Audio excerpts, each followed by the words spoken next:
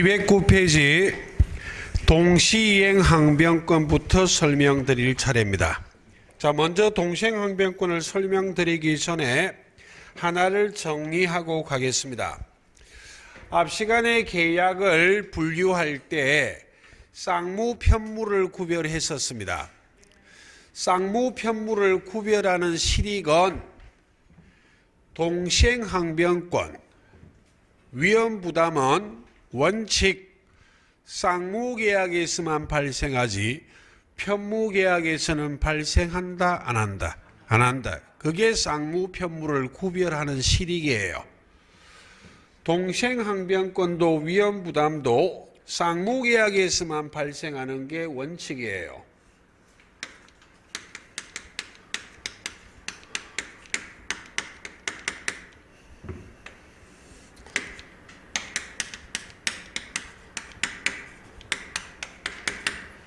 원칙적으로 편무계약에서는 동시이행항변권이나 위험부담의 문제는 발생하지 않습니다.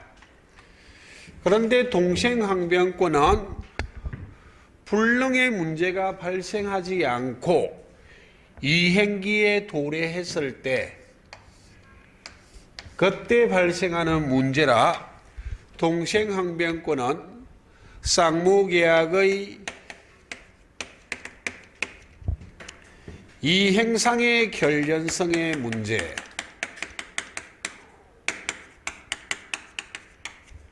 표현합니다.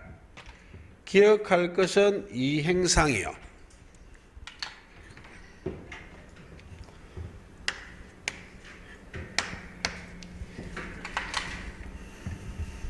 그런데 위험부담은 칠판 보시고 계약이 유효하게 존속하고 있는 동안에 발생하는 문제예요. 그래서 위험부담은 쌍무계약의 존속상의 결련성의 문제 이렇게 표현합니다. 간혹 이것도 틀린 지문을 만들기도 해요. 이행상 존속상을 뒤집어서 동시이행항변권을 쌍무계약의 존속상의 결련성의 문제다 라고 말하면 틀려요. 위험부담을 쌍무계약의 이행상의 결련성의 문제다 라고 말하면 틀려. 이행이란 단어가 있기 때문에 이행상의 결련성의 문제는 무엇이다? 동시이행항변권. 위험부담은 쌍무계약에서 계약이 유효하게 존속하고 있는 동안에 발생하는 문제가 무엇이다? 위험부담의 문제. 단어 한번 보시고 자, 지금부터 동시이행항변권을 풀어보도록 하겠습니다.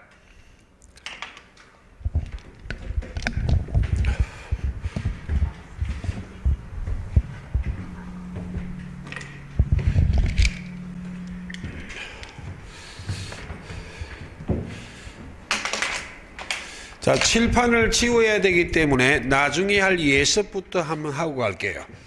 계약의 해제와 해지는 거의 같아요. 차이점이 조금 있다고. 그래서 제가 강의를 할 때는 항상 무엇을 강의한다고? 해제요. 해지는 해제가 딱 정립이 되고 나면 차이점만 강조할 거예요. 그 외에는 이론이 똑같다고. 그럼 해제와 해지의 차이점이 기억이 되고 나면 우리가 해제로 배운 이론을 해지로 그대로 풀어버릴 수도 있다 없다? 있어요. 교재도 서술하는 방법이 기본서가 나오면 해제는 장황하게 서술하고 말미에 해지는 해제와 차이점 한 페이지 정도 적어놨다고. 제가 계속 해제만 강의하면 혹 모의고사 등에 그 해제의 이론을 해지로 물어보면 안 배웠다 이래 버린다고. 이제 이론이 거의 같다 이 말입니다. 대표적인 차이점은 해제의 제자는 제거할 제자예요. 풀의 자의 제거할 제자. 계약을 체결한 후에 해제권을 행사하는 것은 계약을 제거하는 권리를 행사해요. 그럼 계약을 했다가 계약이 제거돼 버린다는 이야기는 처음부터 소급하여 계약이 무엇이 돼 버려? 무효가 돼 버린다고. 해지는 풀해자의 거칠 지자예요. 소급표는 없어. 장내효만 있다고. 그럼 매매계약을 체결했다가 좌측에 가면 촬영이 그러니까 당사자 일방이 채무 불이행하면 계약 해지할 수 있어요. 그럼 어디 세볼까? 여기 세볼까? 1월 1일 날 매매했는데 2월 1일 날 매수인이 계약금을 중도금을 선이행 먼저 지급하기로 했는데 약속했는데 중도금을 지급하지 않는 것은 아무 이유 없이 중도금을 지급하지 않는 것은 매수인의 채무 불이행이잖아요. 그 중에 이행지체입니다. 대금은 불능이 있다 없다? 없어요. 그때 매도인이 매수인의 채무 불이행 책임 중 이행지체 책임을 물어 계약을 해지해버리면 2월 1일 이후에 해제를 해도 이 매매계약은 처음부터 무엇이 돼? 무효가 돼버린다고. 소급하여 무효가 돼. 해제는 제거할 제자이기 때문에 계약을 제거하는 권리이기 때문에 계약했다가 해지하면 계약이 제거가 되니까 처음부터 무엇이 된다고? 무효가 돼. 해지는 거칠 지자인데 주택임대차 2년 했어요. 그럼 임차인은 집을 빌려 쓴 자는 차임 지급 의무 있어. 차임을 2기를 연체하면 임대인이 해지를 해. 1년 살았어. 그때 차임 2기를 연체해서 임대인이 나가라고 해지해버리면 1년 지나온 것은 그대로 유효하고 앞으로 1년은 살 수 있다 없다? 그게 해지예요. 장내효만 있지 소급효는 있다 없다? 없어. 해제든 해지든 계약이 소멸된다는 말은 계약이 무효가 되는데 해제는 계약을 제거하는 것이기 때문에 처음부터 소급하여 무효가 되지만 해지는 처음부터 소급효는 있다 없다? 없어. 장내효만 있다고. 그게 대표적인 차이점이요. 그런 걸 나중에 차이점을 강조할 거예요. 그 외에는 해제의 논리가 그대로 어디에도 적용된다고? 해지에도. 예. 그런 것들을 나중에 할 것이고 지금 좀 치워야 되기 때문에. 자, 지금부터 동시이행 항변권을 한번 풀어보겠습니다.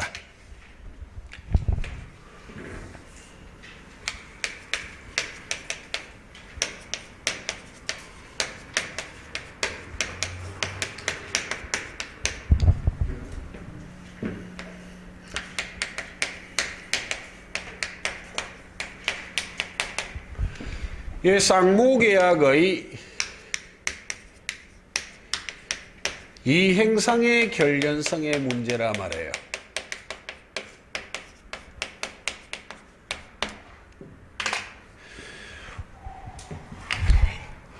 원칙적으로 어디에서 발생하고? 쌍무계약에. 불능의 문제가 발생하지 않고 이행기에 도래했을 때 발생하는 문제가 무엇이다? 동생항변권이요.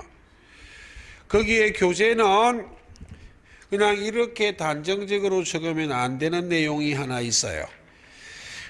한 장 넘기시고 210페이지에 성립요건의 8안 1번에 주의라고 돼 있죠. 편무계약에서 발생 안 한다고. 편무계약은 동생항변권을 인정하지 않는다고 돼 있잖아요. 그 뒤에 원칙이라 적으세요.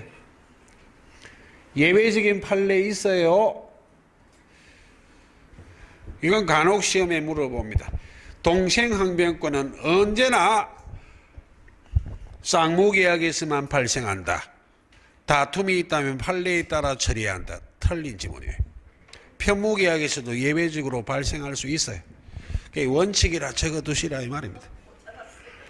거기에 210페이지에 파란 2번 02에 1번 파란색 쌍무계약으로 서로 대가적인 채무가 있을 것 밑에 주의라 되어 있지 않습니까? 그게 원칙이에요.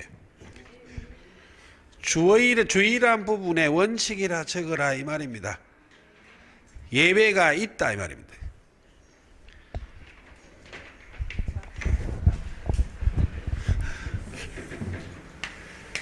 예. 자, 동생항변권은 어떤 요건하에 성립하는가 하는 성립 요건을 해 보겠습니다. 성립 요건에 관련된 논점 3개 정도를 기억하면 돼요. 첫째, 원칙적으로 쌍무계약에서 발생하고 쌍무계약의 양당사자의 모든 채무가 동생관계 아닙니다.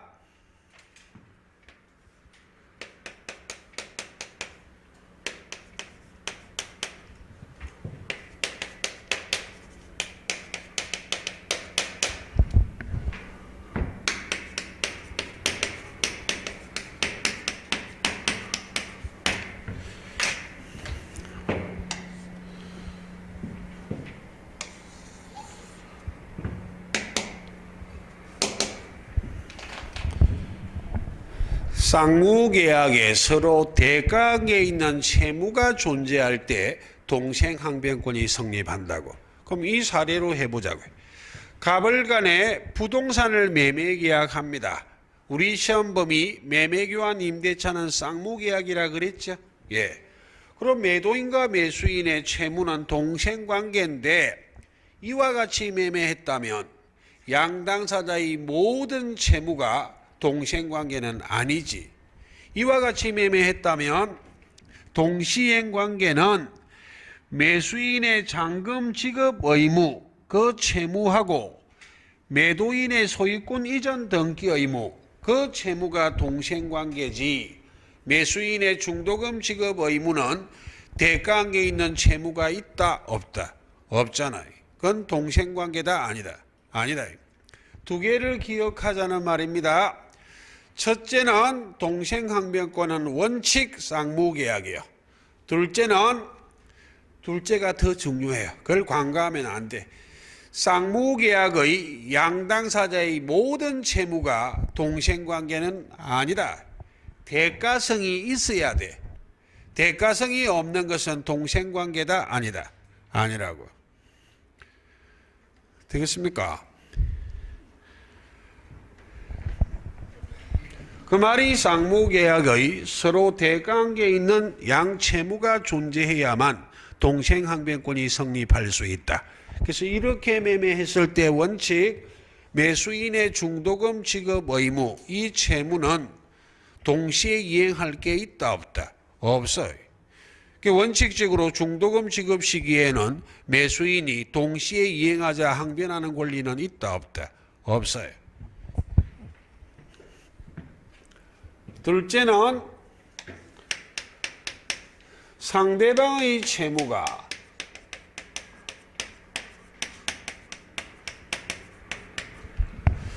변제기에 도래해야 됩니다. 여기에 변제기란 말과 이행기란 말은 같은 의미입니다. 아래쪽 논점을 다 하면 부담스러워하기 때문에 오늘은 입문 과정이라 큰 줄기만 봅니다.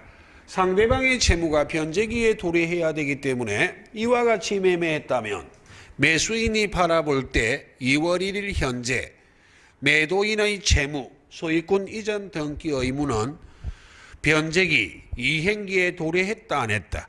안 했기 때문에 동생항변권은 성립한다 안 한다? 안 한다고. 이 말이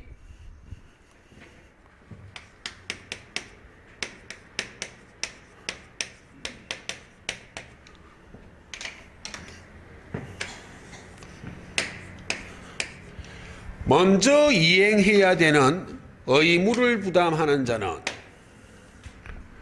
원칙적으로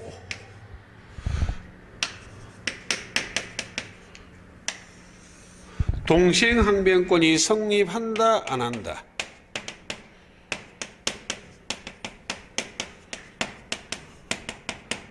성립합니까?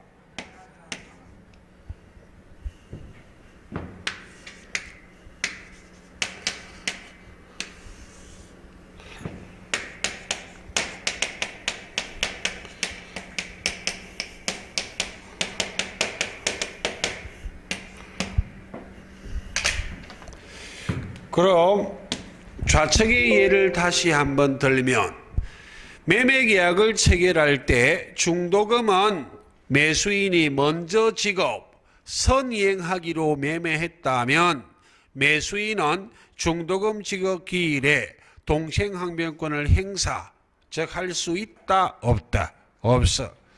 예외적으로 동생항변권을 인정하는 예외가 있어요.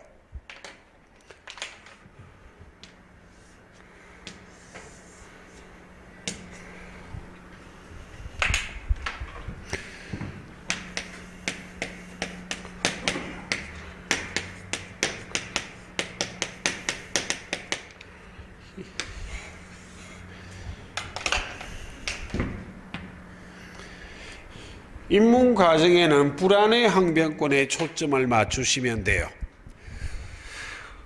선이행 의무를 부담하는 자에게 예외적으로 동생항변권이 인정되는 예외가 있는데 그 중에 하나가 불안한 자에게 인정하는 동생항변권이에요. 그럼 가령 예를 든다면 부동산을 가벌이 이렇게 매매했다면 2월 1일 현재 중도금 지급 기일이 도래했을 때에는 중도금 지급 의무는 매수인의 선이행 의무이기 때문에 매수인은 원칙 동시에 이행합시다 라고 항변하는 권리는 있다 없다? 없어. 근데 매수인이 불안할 수 있잖아요. 매수인이 불안하다는 이야기는 이 사례라면 이행기 변제기 3월 1일이 도래했을 때 매도인이 매수인에게 소유권 이전 등기를 못 해주는 현저한 사유가 생겼을 수 있다 없다? 있잖아요. 중도금 지급하려고 보니까 3월 1일이 도래해도 매도인이 등기를 못 해주는 현저한 사유가 생기면 매수인은 불안하다 안 하다? 불안하잖아요. 이런 불안한 자에게 예외적으로 인정하는 동생항변권을 무엇이라 말해? 불안의 항변권이요. 근데 불안의 항변권은 읽어보면 알아. 암기 안 해요. 이렇게 안 한다고.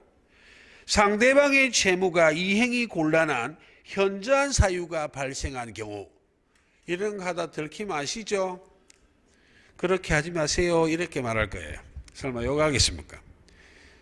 그거 하지 말라 이 말입니다. 보면 불안의 항변권이란 걸 알아보실 수 있다고. 상대방의 채무, 의무가 이행이 곤란한 현저한 사유가 발생했을 때 이런 걸 암기하는 것은 노력의 낭비다. 나중에 문맥을 보고 불안한 애를 알아보시면 돼. 선이행 의무를 부담하는 자가 불안할 때 그 자에게 인정하는 동생항변권을 무엇이라 말해? 불안의 항변권이요. 그럼 판례 하나를 해야 돼요. 이 판례가 중요하다고. 잘 하시는 분이 있기 때문에 맛배기 한번 보여드릴게요.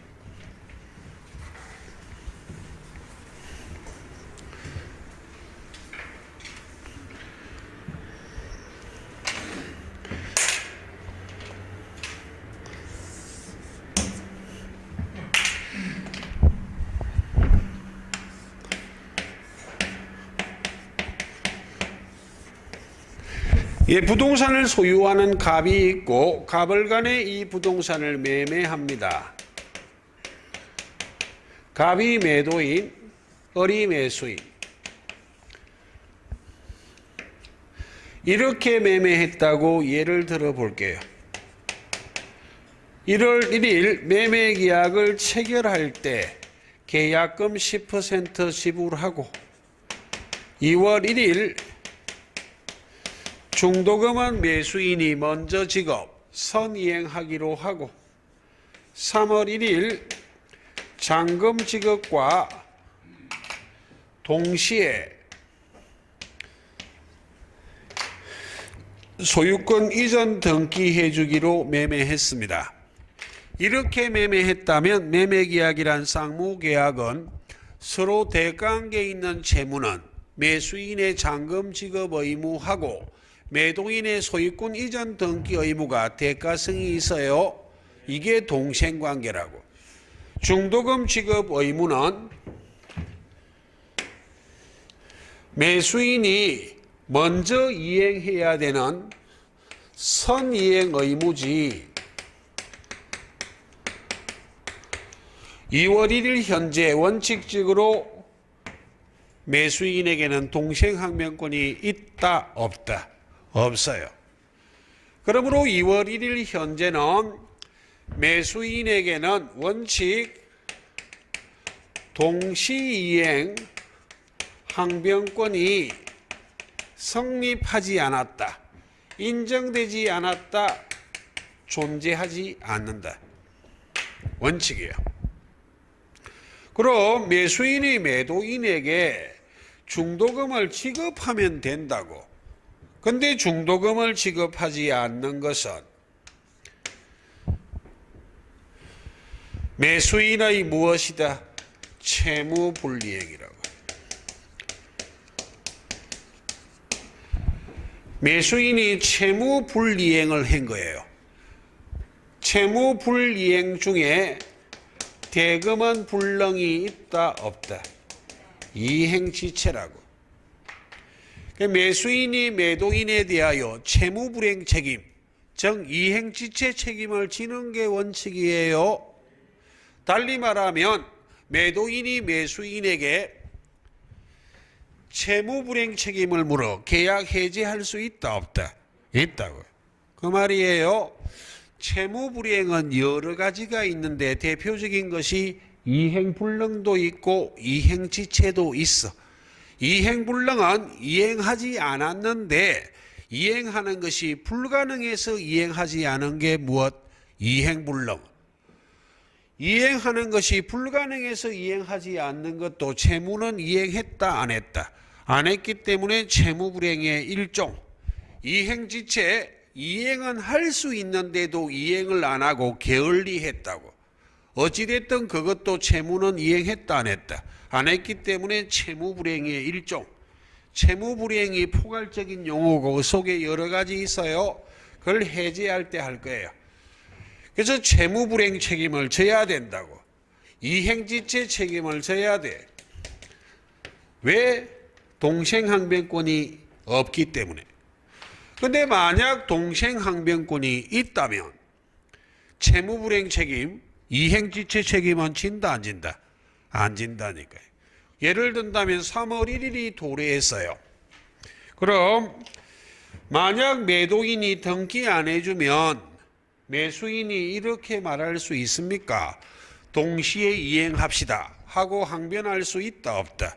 있잖아요. 동생항변권이라 단어를 모르는데 이렇게 말하면 돼요. 매도인이 등기 안 해주고 잔금 지급하세요 라고 요구하면 매수인이 뭐라고 말해? 이게 미쳤나? 매매할 때 등기해주면 잔금 주기로 했잖아 라고 주장하는 게 무엇을 지금 행사하고 있는 거라고? 동생항변권이요. 꼭 나에게 동시행 항변권이 있습니다. 이렇게 말할 필요는 있다 없다? 없어요. 됐습니까? 등기해줘야 돈 주지 라고 말하는 게 지금 무엇을 행사하고 있는 것이라? 동생항변권이요. 그럼 이 선이행 의무를 부담하는 자는 원칙 동생항변권이 없지만 그럼 매도인이 매수인에 대하여 이행지체 책임을 물어 매매계약을 해제해버리면 돼. 해제하면 처음부터 무효가 되고 책임져야 돼. 매수인이 채무불이행한 자가. 그런데 매도인이 계약을 해제할 수 있는데도 해제권은 권리거든. 의무가 아니라 차일피일 미루다가 무엇이 도래해버릴 수 있다고? 3월 1일이. 3월 1일이 도래하면 매수인이 바라볼 때 매도인의 채무도 무엇이 도래했다고? 변제기요. 이때부터는 선이행 의무를 부담하는 자에게도 예외적으로 무엇이 인정된다고? 동생항변권. 그럼 3월 1일이 도래해버리면 이때부터는 매도인의 소유권 이전 등기 의무하고 매수인의 잔금 지급 의무뿐만 아니라 무엇까지도 동생관계가 돼버린다고? 중도금 지급 의무까지도. 그런 걸 나중에 1월 달에 할 거예요. 아까워서 아껴놓은 게 아니라 잘하시는 분도 제법 계시지만 처음 하는 분들은 다 해버리면 너무 부담을 느끼기 때문에 잘하시는 분은 개봉 바꾸니까 좀 참으세요. 예. 그런 것들을 배울 것이다. 자, 세 번째요.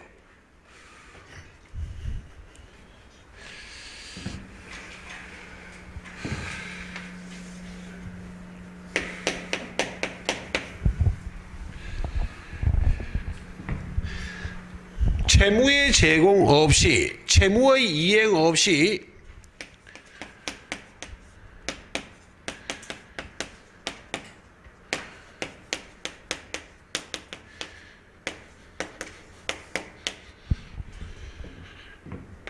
청구권만을 행사할 것.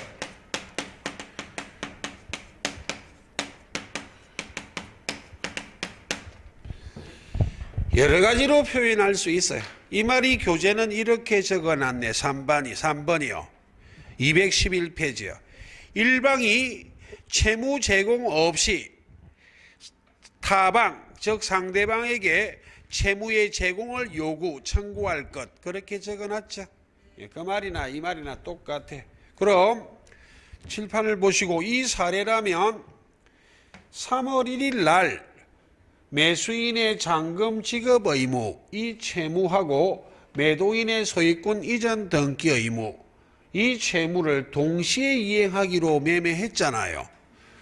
근데 만약 매수인이 자기 채무, 소유권 이전 등기 의무는 이행하지 않고 청구권만을 행사, 잔금 지급 청구만 하거나 또는 매수인이 자기 채무, 잔금 지급은 하지 않고 청구권만을 행사, 소유권 이전 등기 청구만 하면 매도인도 매수인도 동시에 이행하자고 항변할 수 있다 없다? 있어요. 그런데 반대 해석한다면 쌍무계약의 당사자 일방이 자기 채무를 이행 제공하면서 청구권을 행사하면 동생항변권은 성립한다 안 한다? 예를 든다면 3월 1일 현재 매수인이 잔금을 준비하고 지급할 준비하고 제공하면서 등기해달라 요구하면 매도인이 동시에 이행합시다를 주장 행사할 수 있다 없다? 없잖아요. 쌍무계약의 일방 당사자가 동시에 이행하기로 한 자기 채무 이행 제공하면서 청구하면 동생항변권은 행사한다 못한다? 못한다. 그래서 쌍무계약의 당사자 일방이 동시에 이행하기로 한 자기 채무는 이행하지 않고 상대방에게 청구권만을 행사했을 때 그때 성립하는 권리가 무엇이다? 동생항변권이다. 말이 좀 어렵습니다. 일단 거점 하시고 그 다음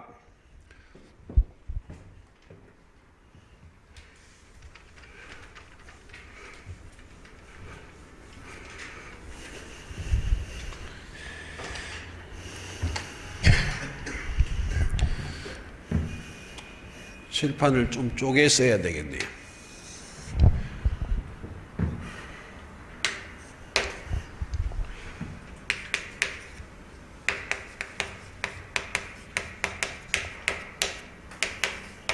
이런 타이틀에 너무 집착하지 마시고 실체법상의 효가요. 는 존재효입니다. 존재효. 존재효가효. 존재효. 이 말이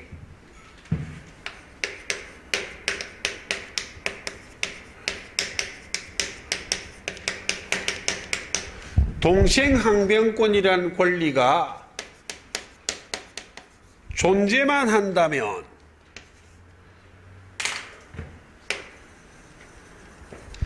이행기에 자기 채무를 이행하지 않아도 이행지체 책임은 진다 안 진다? 안 진다 이 말이야.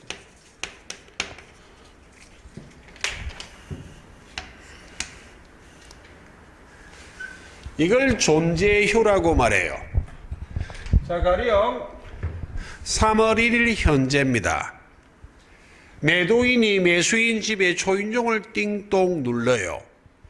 그래서 매수인이 웬일이세요? 라고 말했어요. 매도인이 말해. 오늘 잔금 지급하기로 했잖아요. 왜 잔금을 안 주고 있어? 매수인이 말합니다. 그냥 왔습니까? 그럼 뭐 해야 되는데 소리를 듣고 초인종 닫아버렸어요. 대답 안 해 이제. 빈손으로 왔다 이 말이에요. 등기에 필요한 서류는 전혀 챙겨오지도 않고. 그럼 매수인은 3월 1일 현재 동생항변권이 존재하고 있기 때문에 잔금을 지급하지 않아도 이행지체 책임은 진다 안 진다? 안 져. 꼭 주장해야만 존재만 하면 이행지체 책임은 진다 안 진다? 안 져요.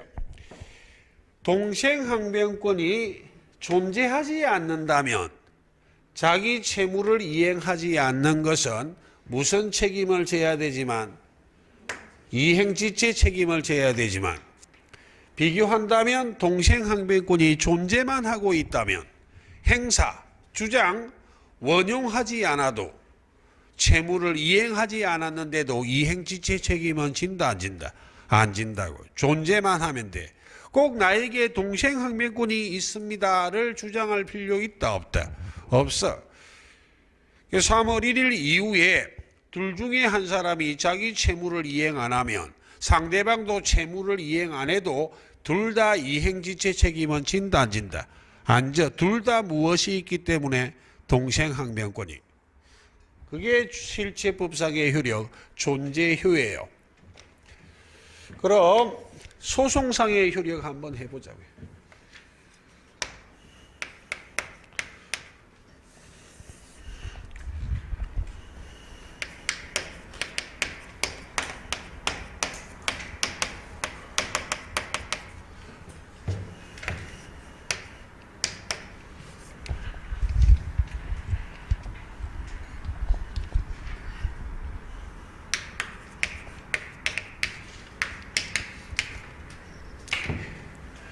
행사효입니다. 행사효. 행사했다는 말과 주장했다는 말과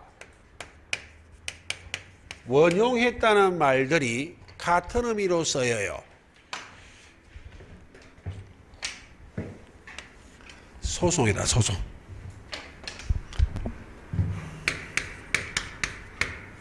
가령 하나의 예를 들어볼게요. 갑을 간에 매매계약이란 쌍무계약 했습니다. 이와 같이 매매했다고 예를 들어볼게요.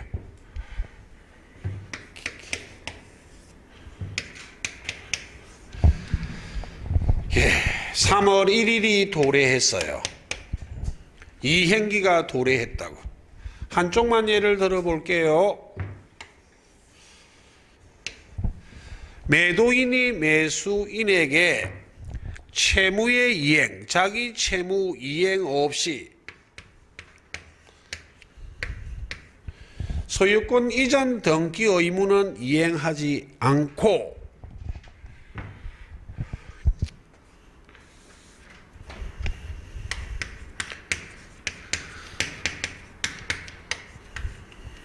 청구권만을 행사합니다.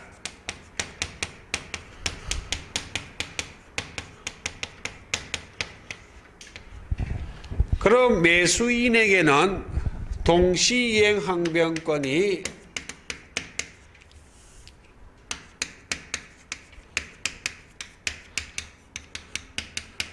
존재합니까 안 합니까? 한번 해 주시옵소서. 존재한다 안 한다? 존재한다고. 동생항변권이 존재하고 있다면 이행지체 책임은 진다 안 진다? 잔금을 지급 안 해도 잔금 지급 의무를 게을리했다고 본다 안 본다? 안 본다고. 그게 실제 법상의 효력 존재효예요. 그래서 매도인이 화났습니다. 이 단무지가 소송을 제기했어요.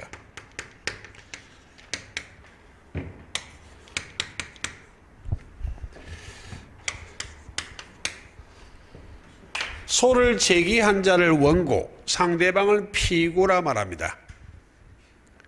소송이 붙었어요. 그럼 피고에게 동생항변권이 존재한다 할지라도 소송에서는 동생항변권을 행사하지 않는다면, 주장하지 않는다면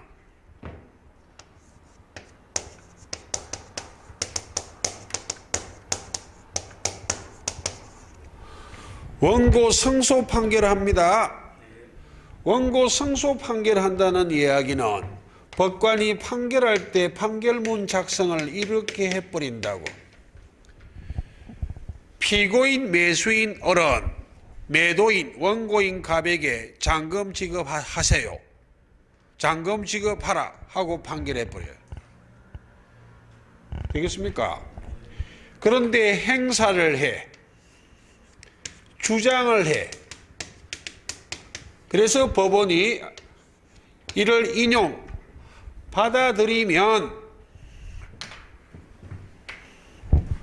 원고 패소 판결해야 됩니다.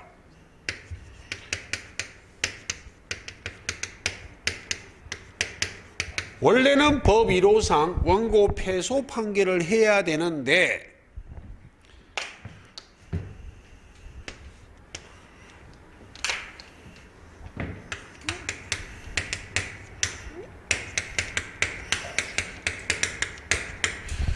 소송 경제상 원고 패소 판결하지 않고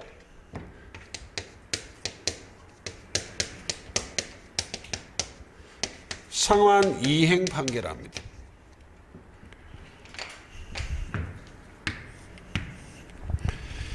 소송 경제상이란 말이 만약 원고 패소 판결을 하면 소송을 2번 해야 될지도 몰라.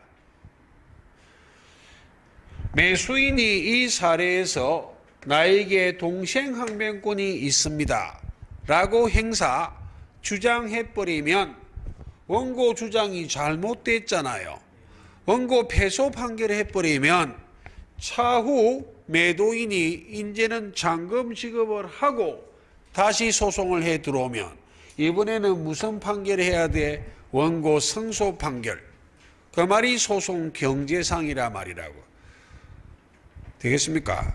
그때 상환 이행 판결을 해. 이렇게 판결합니다. 암기하지 않아요? 판결문을 작성할 때 주장을 하면 원고는 피고에게 잔금 지급하고 피고는 이와 상환으로 원고는 피고에게 소유권 이전 등기하고 해주고 피고는 이와 상환으로 잔금 지급하라 하고 판결을 한꺼번에 끝내버리는 것이 소송 경제상이다 이 말이에요.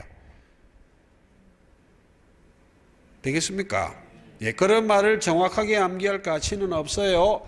이 상환 이행 판결을 달리 상환 거부 판결이라고도 말해요.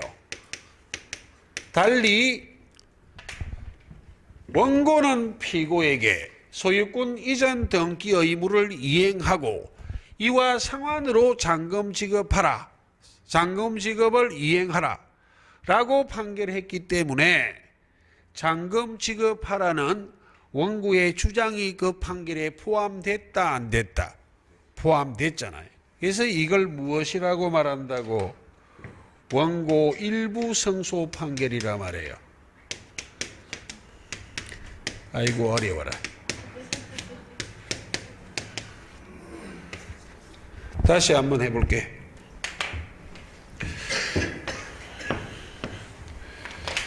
제가 하나의 예를 들었을 뿐이에요. 소송법상의 효력은 행사효입니다. 만약 매도인이 자기 채무, 소유권 이전 등기 의무는 이행하지 않고 잔금 지급 청구하면 매수인에게는 무엇이 존재하고 있다고? 동생항변권이 있기 때문에 이행지체 책임은 지지는 않아요.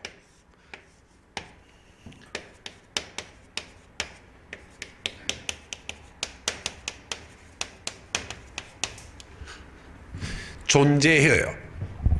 그런데 만약 이 사례에서 매도인이 소송을 제기했다고 3월 1일 날 매수인이 잔금을 지급하기로 약속해놓고 잔금을 지급하지 않습니다. 잔금 지급을 이행할 수 있도록 강제해달라고 소송을 제기했어요. 되겠습니까? 그래서 매도인이 원고, 매수인이 피고인데 매수인이 소송에서 동생항변권이 있는데도 입 딱 다물어 버리면 무슨 판결 해버린다고? 원고 승소 판결이에요. 이거 시험에 안 물어봅니다. 이거 논점 안 해. 틀렸다는 말이 아니라 시험에 안 물어봐. 아래쪽을 강조하기 위해서 지금 설명하고 있는 거예요. 되겠습니까? 그런데 피고가 동생항변권을 주장, 행사, 원용해버렸다고. 그때 원래는 자기 의무는 이행 안 하고 잔금 지급할 수 있도록 해달라고만 소송 제기했기 때문에 원고의 주장을 받아들일 수가 없지. 왜 피고에게는 무엇이 있기 때문에 동생항변권이. 원고 패소 판결하는 것이 법 이론이지만 실무상 원고 패소 판결을 안 한다는 말이에요. 원고 패소 판결하면 소송 2번 해야 될지도 몰라. 한 번에 끝내버린다고.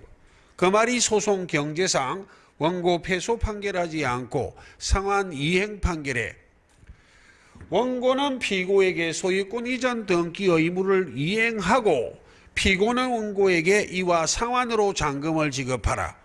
그럼 이 판결 속에는 원고의 주장이 일부 포함되어 있다, 안 되어 있다? 포함되어 있기 때문에 상환 이행 판결을 달리 무엇이라 말해? 상환 이행 판결이라 말해. 어렵습니까? 예, 말이 좀 어렵네. 자꾸 들어야 알 수 있습니다. 나중에 이게 유치권하고 공통점이라 배울 거예요. 소송에서 피고가 동생항변권이나 유치권을 행사, 주장한다면 법원은 원고 패소 판결하지 않고 상환 이행 판결, 원고 일부 승소 판결한다는 것이 유치권하고 동생항변권의 공통점이에요. 그래서 우리 시험에 판결의 명칭을 물어보면 무조건 상환 이행 판결이다. 상환 거부 판결. 달리 원고 일부 승소 판결이에요. 대충은 알아듣겠습니까? 예, 고맙습니다. 여기까지가 입문 과정의 동생항변권이에요.